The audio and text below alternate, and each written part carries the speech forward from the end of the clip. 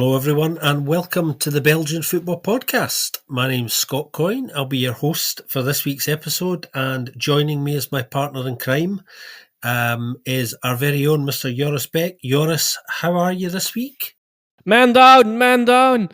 But I'm okay. It's not me this time. So I will be absent for next episode that we will be having. That I can already give away as well, unfortunately. But at the moment, I'm doing well. How about you?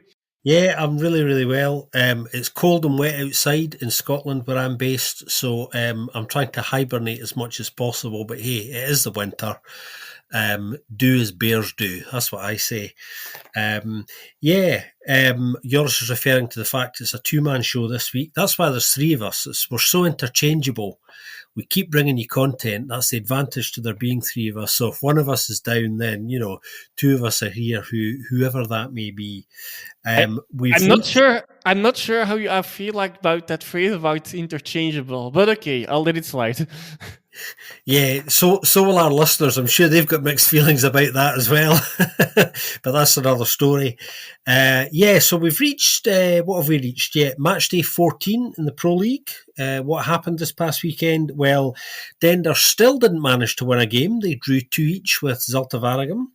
Cercle Brugge lost 2-1 to Leuven. We're going to talk about Cercle in a minute. Sporting Charleroi beat Westerlo 2-0. Antwerp won a game for the first time in 2 months, beating Raal 3-1. In the big one of the weekend, Anderlecht, big sigh of relief for them. They finally managed to beat Club Brugge, a 1-0 win for them in Brussels. St Truden managed to beat Standard Liège 1-0.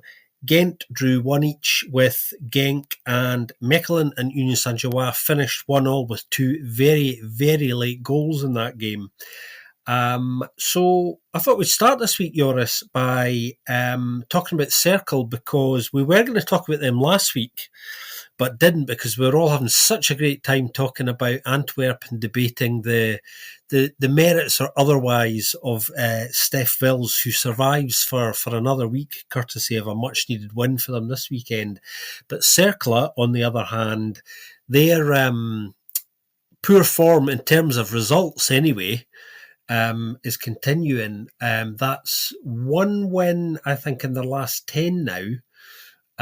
Only 2 wins in 14, going back-to-back wins. You have to go back to August for those 2, so it feels like an age. And yeah, where should we start with this one? Yeah, 2 wins in a span of 6 days. There, as you remarked in our group chat, internal group chat as well. But it's a weird one. Like, you don't feel like they're playing that badly. Also, the data is suggesting that, and this is not a very new problem for them, to be honest, especially since after the Danke went to the MLS. Scoring is a big issue for them. And at the same time, unfortunately, they are not strong enough at the back. I feel like we're having this talk like every 3 weeks now, and it's unfortunately not improving, or not visibly improving, at least. Also this weekend, they actually played quite well for most of the game, not the whole time, but especially the first half. But they didn't manage to. Well, they managed to score 1, but not to deepen that score line and be a bit more on the safe shore on the other side.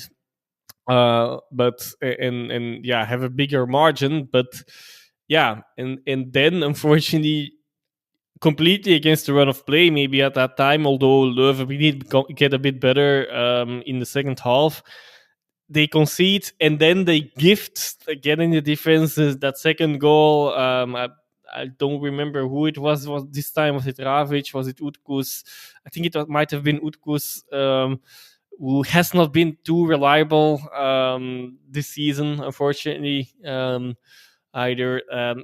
Just these 2 factors, of course, efficiency both at the back and in front are big factors, and are not helping them. They don't have anyone that's scoring the goals. Like they're all chipping in once in a while, but I'm not sure who their top goal scorer is at the moment, and at what. I'm guessing it must be someone that's at 2 goals, or maybe 3. It won't be much more than that. Yeah, which is okay if it's spread around across to all the whole side as well, the goals, but unfortunately also that's not really the case. So yeah, the issues lie mainly in attack and at the back. Two major sectors on the pitch, of course, for any side. I would say the attack is still the bigger of the issues that could solve a bit more, and then of the issues at the back. I think I've repeated that as well. Like they're a bit thin, and also in both in quantity maybe, and but also a little on quality. Um, it's they can be decent defenders in a side that are so that in this case, yeah, Ravic and Utkus mainly as a main man this season. They can be okay, decent defenders in a side that's going well, but unfortunately that's not the case. And when they're put under pressure, even the slightest form of pressure, they don't always react well. At one and two, in general, also in their good games, they always have these moments that they give away. And okay, sometimes you get away with that when the form is good as well. Maybe that's a bit of the thing as well. But yeah, in bad times you don't, and the slightest mistake is punished, as shown this weekend again. But yeah, the data I think suggests they should actually be on expected goals. It's always difficult to make this whole projection, of course, but I do believe they should be in or around the Champions playoffs, even based on their on expected goals against, and expected points rated on that. Yeah, different programs give different measures for that as well, of course, and then different projections of all that. But yeah, it anyway suggests they are playing well enough to do a lot better, but they haven't solved their scoring issue, which then ultimately maybe would also help them with the issues that they also are having at the back. Maybe proving less costly, or giving them more confidence to the whole side and to the defenders, and then goalie in particular as well. But I guess that's kind of it. I hope, I'm not sure if you do, but I'm supposing you actually have a bit more of those data to have a slightly deeper dive than me just saying that to back what I'm saying up, I guess, most likely, or contradict something. Who knows? Well, you were asking who their top scorer was. It's actually Stephen Gura, perhaps not unsurprisingly, who we thought. I remember True. it might be 4 or 5 weeks ago, maybe slightly longer. We did surmise maybe he's beginning to click and get his act together. He had an okay little spell. And then it's kind of gone a bit dry again. So yeah, he's the top scorer with 4, and then after that you've got Minda's on 3, Diop's on 3, Diakite's on 2, who's underperforming slightly on his own personal XG. Top assists are Gary Magne, which was slightly surprising to me, who's exceeding his expected assists. He's actually credited with 4 assists when his expected assists based on his data is round about 3. So I mean these metrics are, notoriously difficult to be truly insightful, but as a general guide, they're not unuseful sometimes. But I have to admit that that's actually better than I had in my head, at least. Like, so it's good that you back it up. Indeed, I'll back it up, or like maybe half contradicts this a bit. It's not too terrible, but yeah, the division of when they have come, I guess, is mainly then another issue as well. I think it's a really interesting one, this, because you were highlighting the fact that they're actually, a lot of the data does suggest that they're actually performing quite well in some areas. There is, some genuinely positive data in there to suggest that a lot of what they're doing is working. I agree with you. I think defensively, there's been some real issues there, and the fact that what they've conceded, I think 21 this season domestically so far. 5 of those goals have come from direct mistakes. Players just ballsing things up. So that's a quarter of their conceded goals. So too many individual mistakes obviously are an issue as well. Other things I think of interest, you mentioned generally their XG. I think they've got an XG of, 24.3, which is actually the third highest in the league. So they're only behind Union and St Truden, believe it or not, in terms of their XG. So from an offensive perspective, they're doing a lot of things right. But when you look a bit further at it, they're actually number one in the entire division in big chances missed. Now, we can have a quibble about what is and isn't a big chance, but a lot of the data is saying that they've missed around between 34 and 37 big chances. Now, just taking, say, around a third of them, that's around another potentially 5 to 10 goals, so it's not difficult to see. You're right, at the back there are some issues, but certainly offensively they're not taking what are clearly quite good chances. They're averaging about 4.5 shots on target per match, which places them about 8th, so it's kind of middling. So there's room for improvement there. But again, defensively, only 3 clean sheets. They're only scoring an average 1.3 goals a game. And even if you're creating a fair bit, which I think the data tells us that they are, if you're only scoring an average just over 1 goal a game, it's difficult to close games out based on that, isn't it? Because it's such a competitive league. And the other one I found really interesting when you consider how they like to play their football, because they play, a form of gegenpressing, as we know, and have done for a long time now. Their duels won per rate is sitting at just 50.3%. You would expect it to be, a reasonable bit higher than that for a side that plays the way that they play their football. So the physical side of their game has dropped off a little bit, I think, as well.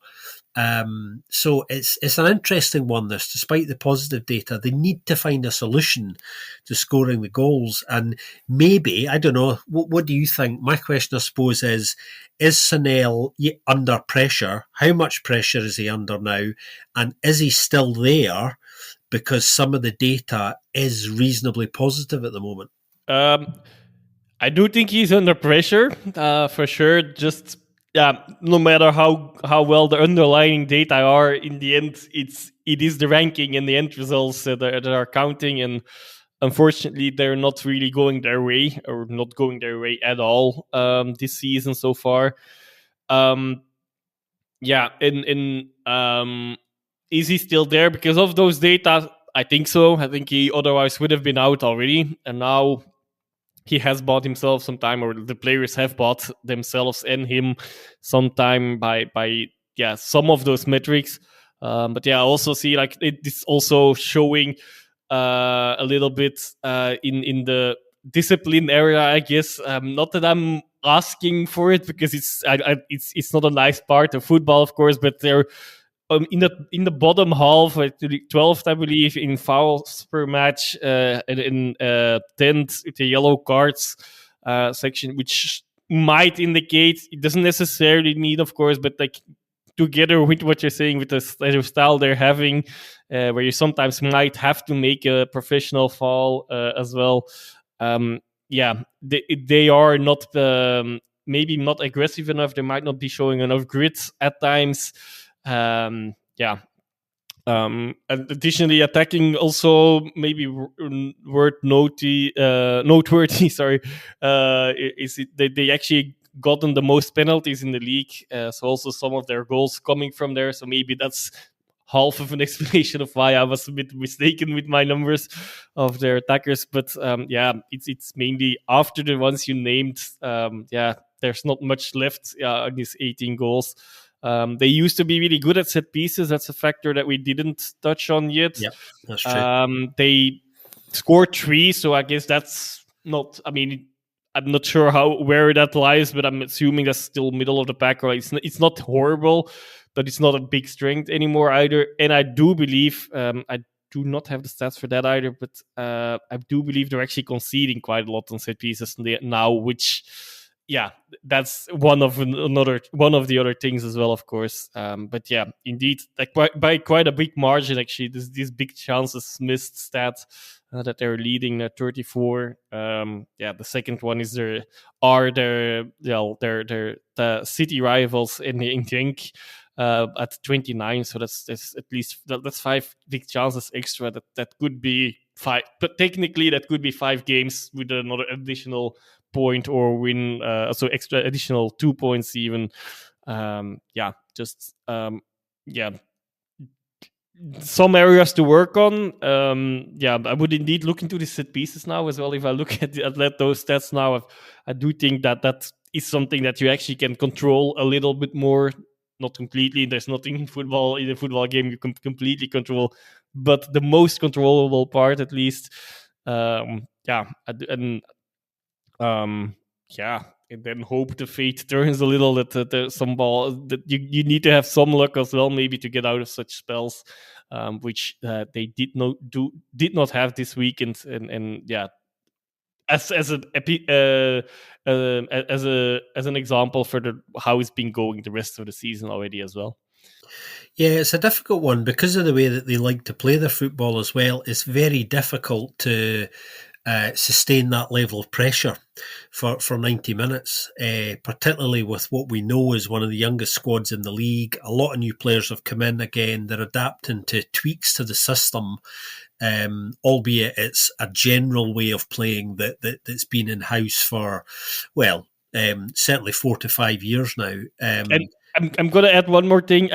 I just looked at their schedule, and I do think Sinel is under a lot of pressure now, because their schedule is pictured is. Okay, I'll let you run through it then as well. But like, it's another factor for, yeah, it's not the easiest opponents that he will have to pick up some points. But like definitely, I said, your crystal ball is one step ahead of me, as usual, because I was going to say that personally I would give Sinel a little bit more time just because of some of the data being quite positive.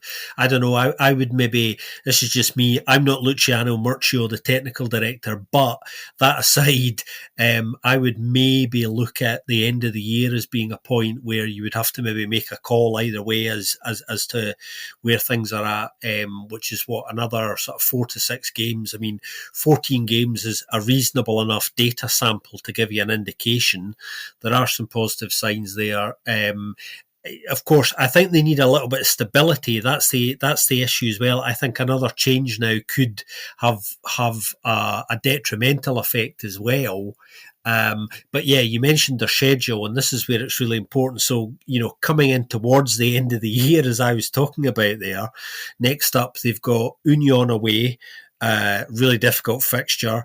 They're away to Zalta, who are playing some pretty decent stuff, obviously, at the moment, so they're not pushovers. They're then at home to Ghent in the Cup, which is going to be a tricky game, albeit it's a breather from league action. And then after that, they've got Standard, which could go either way, to be honest, and Mechelen, who are in reasonable form as well this season. So, yeah, I mean, that takes us up to the middle of December. And yeah, it's not the easiest run of fixtures for them, that's for sure. So he definitely is under pressure. There's no question of that.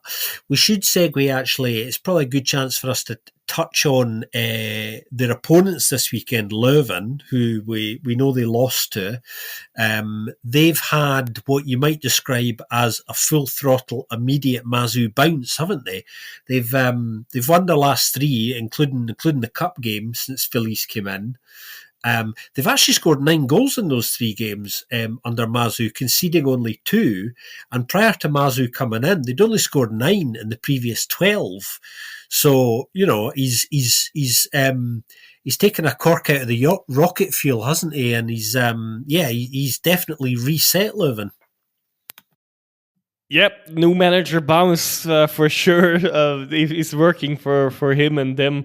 I think he also said it himself. Like, it never really happened that he even started with 2 wins in a row at a new club. I'm not sure if that's including start of the season or take over only. But now 3 in a row, including that cup win. That's impressive result wise for sure. Want to give it. He's not my player of the week, but he has to get a few shouts here as well. He's the Polish midfielder with a brilliant left foot, Lakomi, who's now scored twice in some consecutive weeks. From distance with a brilliant strike, and very different strikes nonetheless. So, showing off his skills there, and he didn't. I mean, I'm not sure if he actually played a lot before Mazzu, but he didn't really make an impression on me before, for sure. And that already changed. So he's clearly getting confidence from him, for sure. And let's give us some more of those goals, please. But remarkable turnaround a bit as well. Let's see. We have, of course, have to see if this is going to work long term. Like the next game that you didn't mention yet in the schedule, there's 2 games that you left out for before New Year for the Cercle Brugge. Is the next game that you didn't mention is this return fixture against Leuven as well. So if it's still working, then that could be good. Otherwise, that might be another turning point for both of those sides this season, and potentially manager at Cercle Brugge. I'm assuming Mazzu anyway will have bought himself a lot of time in the beginning here now, that will be a crucial game by the looks of it so far as well for Cercle Brugge to return to them. But for Leuven, the fortunes changed. Doing well, scoring, taking their chances as well. They didn't really deserve or maximum maybe a point in the game against Cercle Brugge, especially like I mentioned from the other side. Cercle were good in the first half, and Leuven actually didn't do much. Second half, they did take their chances, and also because of that, turning it around quite early on. They also created a few more chances after that. Like you could see the confidence on both sides, swaying from both sides as well. Like it's still a bit. Cercle Brugge is still a bit fickle, and in Leuven, of course, got a boost after scoring immediately, and unwrapping the gifts as well. Of course, that was really well done by Martens for the assist, and Kaba with a nice finish as well. Yeah, but everything's back on track or on the rails for Leuven. Even though they're, of course, still only in 13th position. But there's so little difference between many of the sides. Let's say from 5th place Ghent until 14th place Antwerp, there is only 7 points. So Cercle is 2 points behind Antwerp. So for the difference to Ghent is already a bit bigger, but to many of the other sides, they're still well within reach. So I do think as well that fact and the league format, which we might have to touch on slightly as well, or give it a mention, is also helping still maybe as well to keep some managers in their seats a bit longer and give them some more time to turn things around. But with Mazzu, definitely a shock effect for Leuven. Scoring so many goals now, and it could have been more even. Like they didn't score, despite everything I said. They did indeed create some chances after the scoring. They're basically their first 2 real chances. They could have managed to score more, but they didn't, and frankly didn't deserve to either. But just a little bit of confidence, and that's what that does to a side. Yeah, it's interesting. I think the Leuven's win over Cercle kind of reminds you of how brutal football can be sometimes, because, against almost any metrics in the game, Leuven didn't deserve to win the game, but they did because they took their chances. And actually, that's all that it's about, really, at the end of the day. And yeah, Felice has come in and, they've had that instant bounce that they were hoping to have.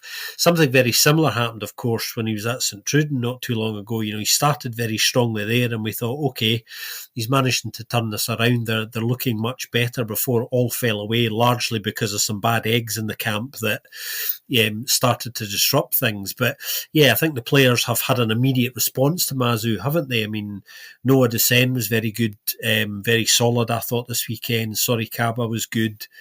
You mentioned Lucas Lacombe, really, really good. I think Playtinks, again, solid. Not a player I particularly like, but I thought he was looking really solid this weekend. And yeah, they just look like they're feeling better. It's amazing what some new energy and a different personality can do to a group of players in the course of just a few weeks.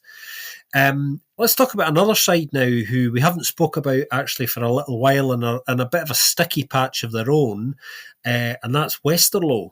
Only, I think, one win in the last 8 now. Only won 4 all season. They're, I don't think they've got a bad squad actually, but they're.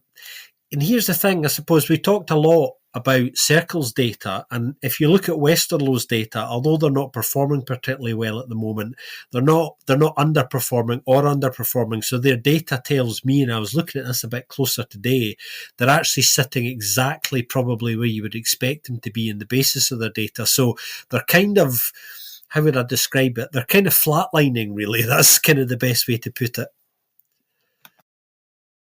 Yeah, and it's still. I'm also gonna pull one other side in as well because they faced them this weekend, Charleroi. And it's a similar example as we Cercle Brugge and Leuven. If the result would have been differently, just the whole positioning of both sides would have been exactly reversed. So Charleroi are also I think they now won their second in 7 games of the last 7 games or so. We're at the same points as Westerlo now, of course, jumped ahead. And as mentioned, the ranking is still quite close to each other. So that makes a world of difference. Charleroi now, right in the middle of the pack points-wise, I believe, and close to looking up higher again. And Westerlo, they are now falling off a cliff, not helped with, for the perception at least, it doesn't help. In the end, it might not really matter much, but to be the only first division team to lose in the cup as well, and you take that with you as well, so you didn't get a confidence boost there. They're not playing terribly, but all these sides kind of have similar issues as well. Even Leuven, even if they now indeed scored a few, but they finally did because they really were on a very poor string, and they just need to score more and have the same issues. Both Westerlo and Leuven actually, as well as Cercle Brugge in general this season. That not scoring enough and conceding too many, and especially in the Westerlo's case, of course, they are also creating a lot but not scoring enough. 1/4 of their goal production came in that one game against Club Brugge as well. But unfortunately for them, also 1/5 of the goals conceded came there. So even there, they were not able to put it over the line.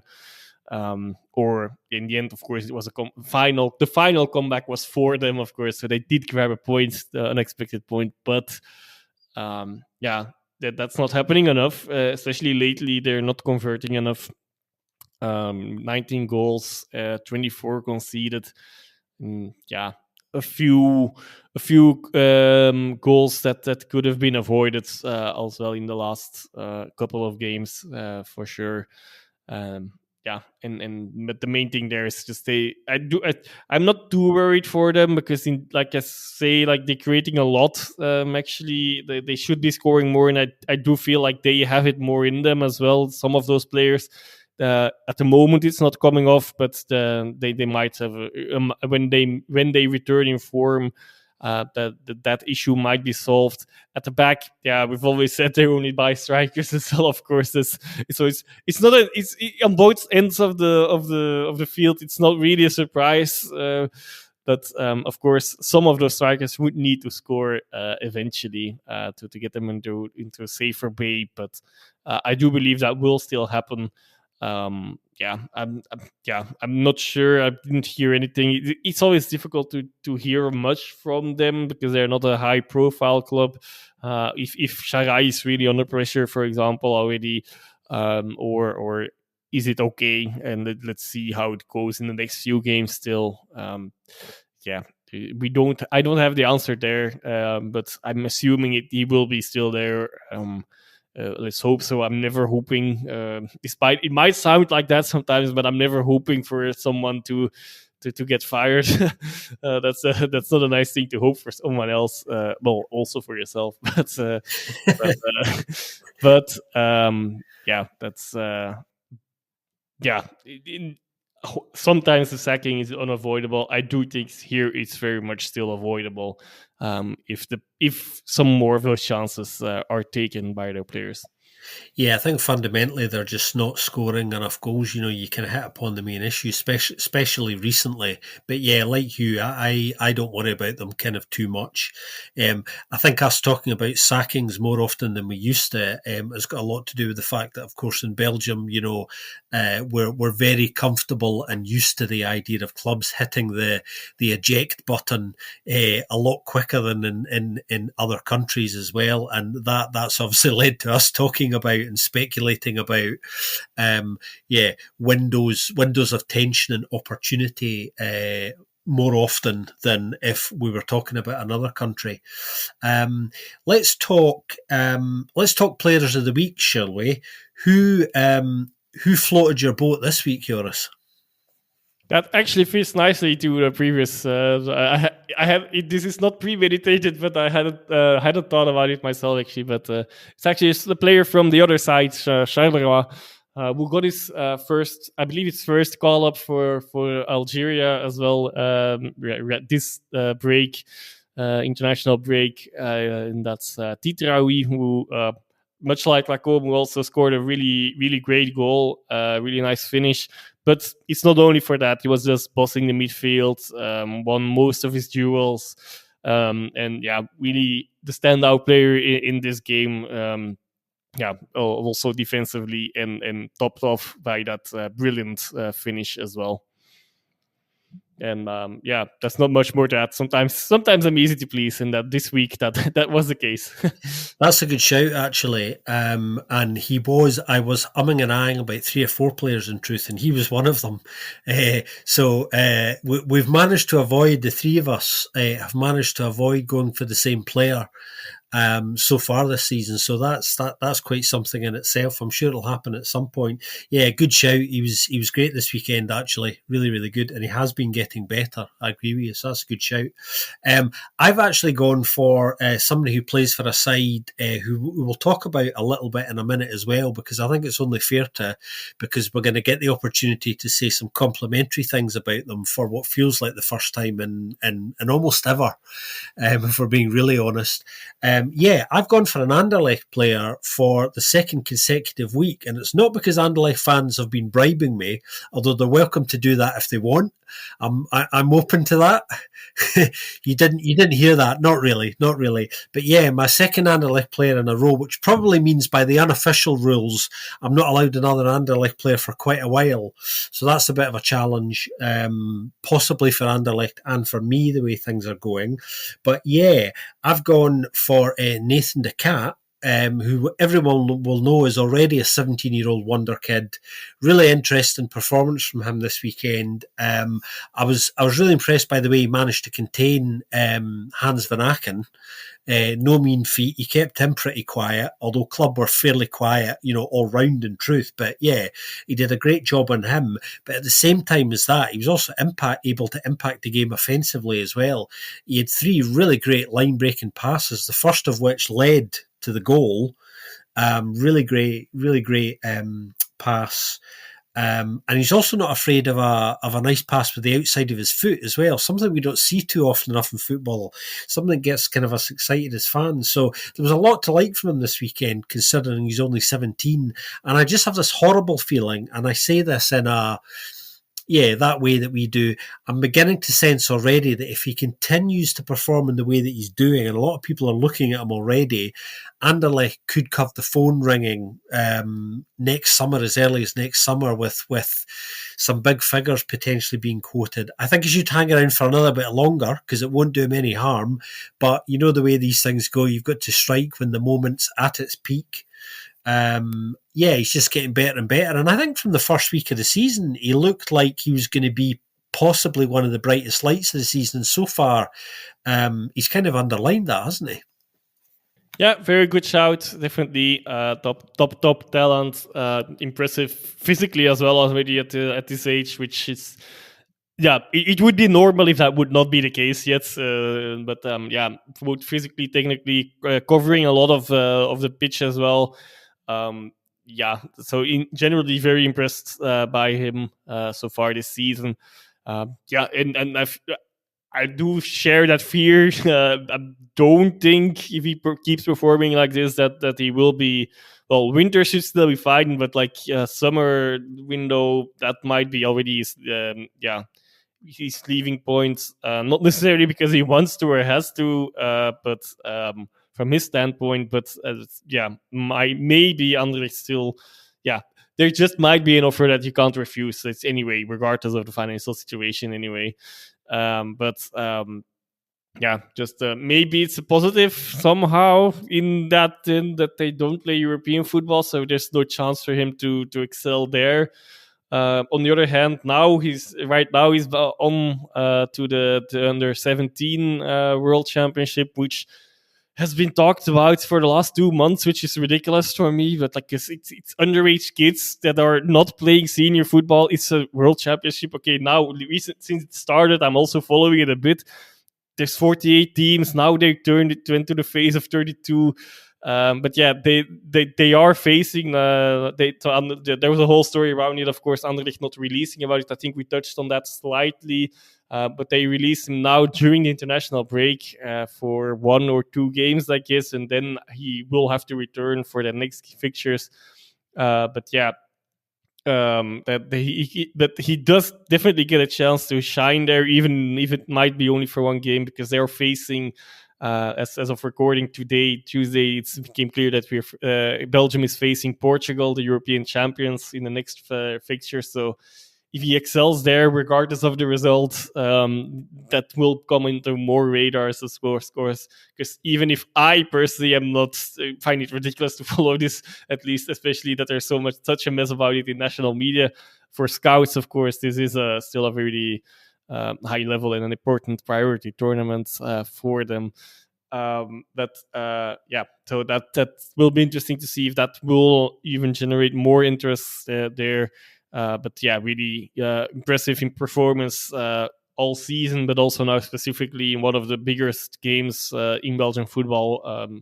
Anyway, and just also releasing Anderlecht. Okay, being part of the release of the curse that they had against Club Brugge. Yeah, so to get a home win against them again, and just a win against them has become rare. And saving Besnikazi his job a little bit as well. Not only this game, but the last few games.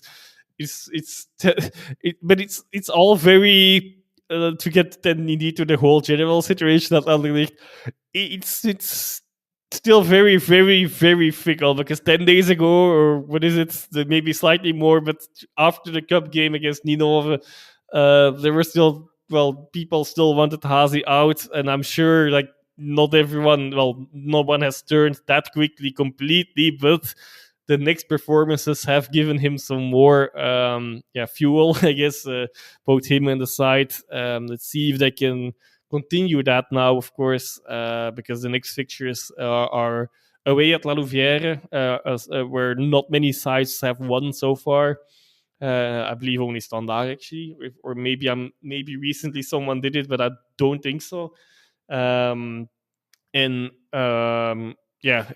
they face Union, which is a bit of their bogey side, and then is a cup fixture against Genk as well. So yeah, if if the results go wrong there, then Hazi he's not completely out in the clear yet. Let's say it that way. But for now, he's definitely. But he has bought himself some time with the last performances. Not only the wins that are, of course, yeah, he needed those. Anderlecht needed those, but even in the bad spell, they're in a good position in the classification. Um, I might have already been getting ahead a bit of myself here, maybe, because I'm assuming we're going to ask about is this indeed going to be. Yeah, will Anderlecht actually be like a dark horse for even being a title race or something like that? Well, my answer, I asked my question myself here, but my answer on it is which is maybe weird, but my answer is I'm not sure yet. Let's see, indeed, the next couple of games, and if they can continue their stronger streak in level of play that is January, because the points, at least domestically, were coming even before, but yeah, now more, of course, because there was a big spell before Ninova. I guess they only had 2 of their last 10 games or something like that. Now that's 3 in a row, with at least in the league, convincing performances, and yeah, that's the most important, even for the always critical Anderlecht audience. Not for everyone there, but yeah, for most of the majority of those. I think Anderlecht are without question the kind of the big winners of this weekend. Obviously, with beating Club and with Union dropping points, they thought they'd managed to take advantage of Club dropping points, but didn't quite because they conceded in stoppage time. Union this weekend, obviously against Mechelen, but yeah, Anderlecht managing to narrow the gap on both because of the way results worked out this weekend. I think that's Anderlecht's first win over Club. Since February of last year, I think. Much longer, since it'd be about 6 years since their last home win, I think, a long time, but certainly sort of a year, almost 2 years since their last domestic win of any kind. And there was a huge cheer at full time, which kind of underlined the relief and how important it was just psychologically for them to get that win against their great rivals, of course. You mentioned Besnik Hazi a couple of times. Really strange to see him in a suit this weekend. I thought, what's going on there? Is he just come from a funeral or a wedding, or it just that caught me a bit off guard, or is this just something he's decided to do when Club Brugge come to Brussels? I don't know, but yeah, maybe celebrating the new chairman, Michael Verschuren's arrival, who had some interesting things to say himself this week, actually. He did, some people might say somewhat controversially, although understandably, highlight Club Brugge as possibly being the model that they want to emulate.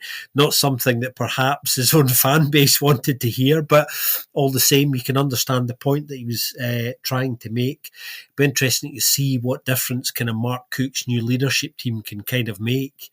But definitely the big winners all round from this weekend. Before we have a little chat about the Red Devils, obviously they've got some upcoming games over the next week, Joris. We should drop down to the Challenger Pro League. And give you some exact dates as well, or more exact, like on the Anderlecht still. So like I believe the last exact, it's out of my head because I did read it, but they did win again under Riemer, indeed 1.5 seasons ago, right before the playoffs, somewhere in the run into the playoffs. And the last home win was, if I'm not mistaken, 2021. I believe. Now I'm struggling myself, but like either with Necha or Zrikse, so one of those seasons. It's one of those seasons. So that 20, yeah, around that time. So 4 years, not 6. That's it, at least. And indeed, Van den Houten out is indeed also definitely something to mention. You brushed over it as well, of course. But yeah, he's been bought out, and like then the by his other shareholders. So, and they are still inside Anderlecht, of course. So, but the changes are still there as well. So that's also still a thing. There might be more news as far as I know in the upcoming weeks, but Yeah, there must be anyway, but some domino stones have fallen at least. Absolutely, yeah. I think it's probably worth, you mentioned Vandenhout obviously announcing that he was selling all his shares and severing ties completely with the club. From a kind of holding point of view, we probably shouldn't underestimate how much of a tonic that was for Anderlecht going into the game as well, because that's yeah, something of a millstone, as you might say, what I mean, literally and metaphorically kind of hanging around the club a little bit. So to have that relationship end, I think at this particular point going into this fixture, probably I think isn't insignificant a tonic in going into that game too. So match day 13 in the Challenger Pro League. What happened? Well, Lommel drew 2 each with Beveren. Beveren dropping some points again, not something that's happened very often at all so far this season. RFC Liège lost 2-0 to Young Ghent. Kortrijk beat Patro Eisden 2-0. Patro's Steinen, their T1, he's in trouble again. We won't go into that here because it's beginning to feel a bit like Groundhog Day, but yeah, he's deciding to go into battle against the refereeing department again, picking fights that probably he doesn't need to. Club Next lost 1-0 to Liège. Serang and Olympic Charleroi, Lokeren. Serang and Lokeren finished 1 goal apiece. Molenbeek lost 1-0 at home to Beerschot, and Frank Baran lost at home to Olympic Charleroi, folks. Olympic Charleroi, 13th attempt. Lucky in their case. They've managed to win a league fixture in a game which they were very, very much not in it particularly. But they've managed to get the win, and that's, I suppose, one of the big takeaways from the weekend. Beveren are still top despite dropping points, and Olympic Charleroi are off the mark and off the bottom. And got a clean sheet, even that. So that's, all joy for them, for sure. And not only that, like it really looks a lot brighter for them now. They're only 2 points behind Serrain. 4 points behind their opponents of last weekend, Framboyant as well. And then a few young sides, which might or might not be relevant. But they still are within or back within reach of safety or of some sides at least. And it has been coming as well. I feel like they were on an upward spiral. I think I mentioned it last week. Indeed, like they are getting some points here in the scoring here and there, much like Dender in the Pro League. But Dender are way more behind, and even if Dender get a win, it still would look bleak for them. Charleroi, of course, Olympique Charleroi. It's still not. It's not that they're in a rosy position, but it's really if they can put some more results together, things could still turn around completely for the season for them, to maybe get into a low mid-table position. Who knows? Beveren indeed dropping some points. Beerschot again winning late, recurring team. And also Kortrijk winning. So despite Beveren having a really good start, if Beerschot and Kortrijk win their games in hand, everything is still very narrow between them. 4 points, that would be 5 points, sorry, between Beveren and Beerschot. If, it's a big if, of course. Should not talk about that, I guess, but that's the unfortunate consequence of being in a league with 17 sides, that there's always these games in hands and so on. Competitive at the top. Liège, on the other hand, lost, of course. That's they are dropping a little bit on the pressure on Beerschot. I'm almost at this point in the season, at least, could think you can say at least those three will be deciding who will be going up. Or who will be playing for the for them promotion playoff against most likely Dender or another side in the side finishing bottom in the Jupiler Pro League. But okay, that might be running ahead a little bit. But given the form of every and of all three sides, and and the rest of the league being less consistent, generally speaking, I do think it's not I mean, I don't. If I were a betting man, I probably would not put money on it because I don't think you would get out of it either. Yeah, I think there is a sense that Olympic Charleroi maybe now are starting to find their feet a little bit with the level, with the Challenger Pro League level. I think in recent weeks they've been a little bit unlucky. I agree with you in not picking up some points, and possibly, arguably, should have got a couple of draws recently. They didn't get, have been, deserving a little bit more than what they've been getting out of games over the last month, and they've finally managed to get their first win. So it'll be interesting to see whether they can build upon that a little bit. But yeah, I mean, it's amazing what difference a win, especially in their situation, can kind of do for you. I agree with you. I think Beveren and Kortrijk are certainly almost the runaway top two. I think Beerschot are going to be in the mix. It's going to be two from those three. Liège have been pretty good. RSC Liège, that is, of course. They've dropped off a little bit recently, but I think on the whole they've been overperforming a little bit. Certainly they've had a good opening third of the season, that's for sure. But it's always interesting down there, and there's never that much in it outside of the sort of top three as well. So a lot still to play for there. Before we go this week, because of course we've got an international break coming up, we should talk about the Red Devils' upcoming double header. They've got Kazakhstan away on Saturday the 15th, and they've got a home fixture against Liechtenstein a few days later on the 18th. Just one win needed from those two fixtures to secure World Cup qualification again. I don't think anybody would be brave enough to suggest that there isn't going to be one win over these two games. That would be an interesting person who would go into a betting shop on that one. Speaking about putting bets on, not something we do, by the way, listeners, not something we do, but we know that plenty of you might do, which you're welcome to do, of course. The other bit of Red Devils news as well that's probably worth touching on, we did see the unveiling of the new kit as well over the past week.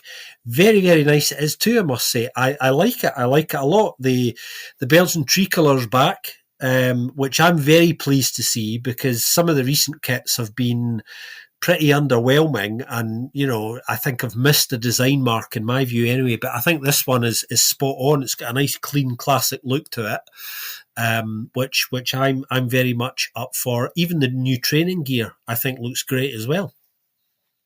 Yeah, very good point. And yeah, I know our tastes and in a lot of things seeing live differ a lot, but in this case, I really agree with you. I find them staggering in the positive sense of the words.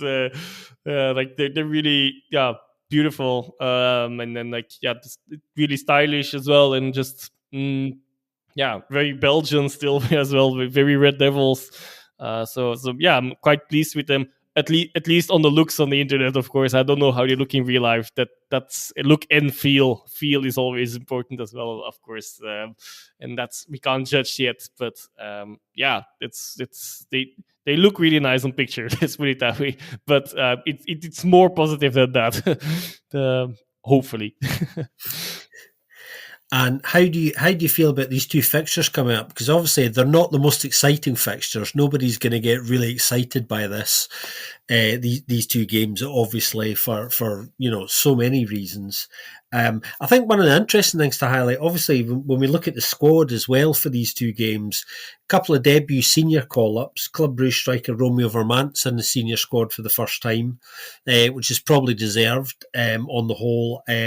Lille defender Nathan Ngoy's in there, a little bit more of a surprise. But of course, for those who haven't been following things maybe too closely at an international level, fair number of injuries kicking around as well. So there are some players kind of getting an opportunity at this point that might not necessarily otherwise. So maybe the opponents for these two particular fixtures are maybe ideal under the circumstances.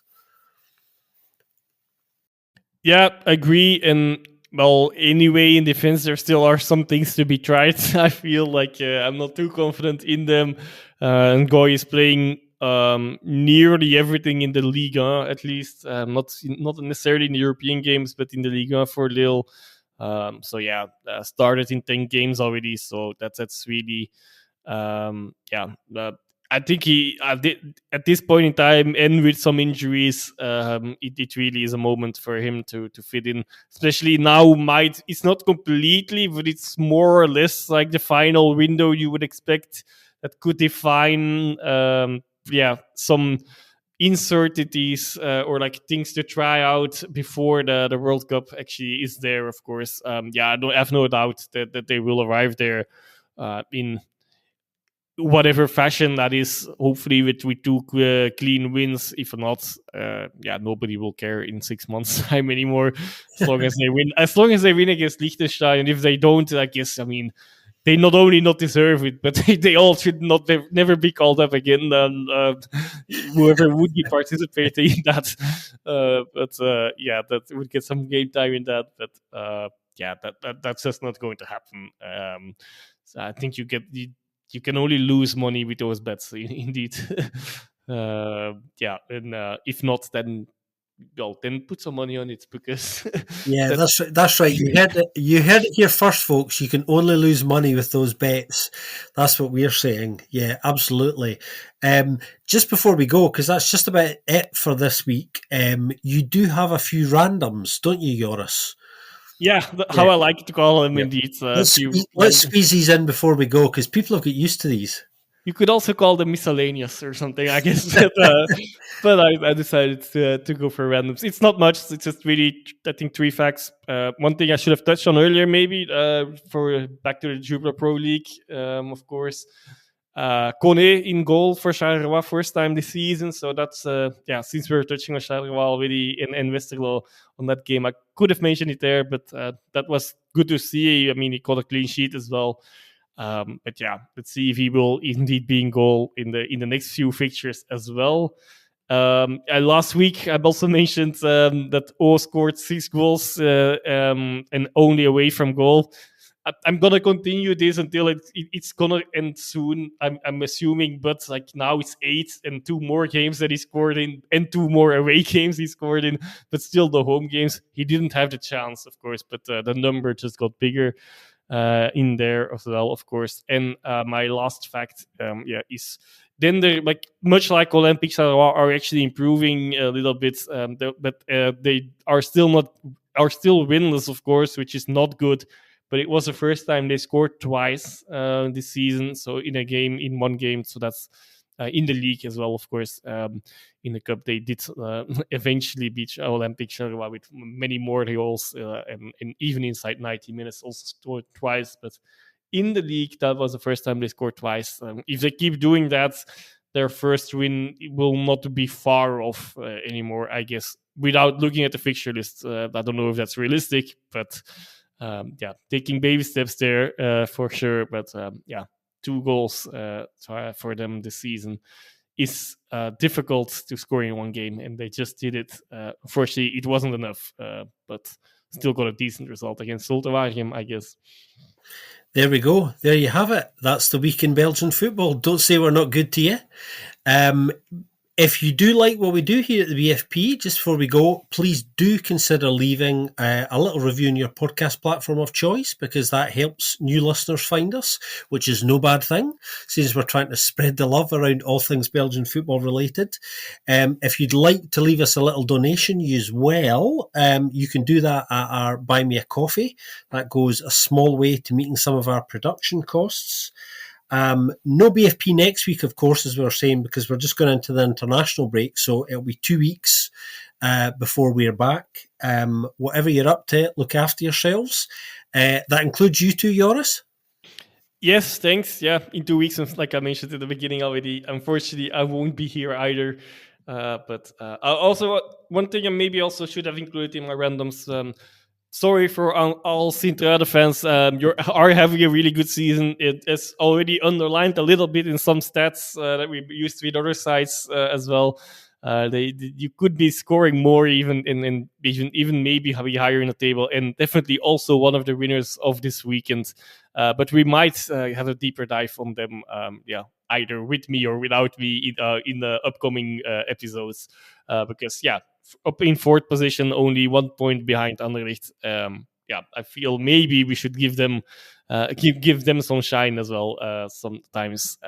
Despite me not particularly being the liking them, but that's only by team allegiance, of course. Personally, I don't really have many issues with or any issues even with the Canaries, but they deserve a shout, and for the great season they're having under the radar a little bit so far. Absolutely. I completely agree with you. And we will get to them when we return from the international break, because we like to spread the love around here. We have not forgotten about the Canaries, that's for sure. Take care of yourselves, everybody. We'll speak to you very soon, and we'll be back in a couple of weeks with another episode of the Belgian Football Podcast.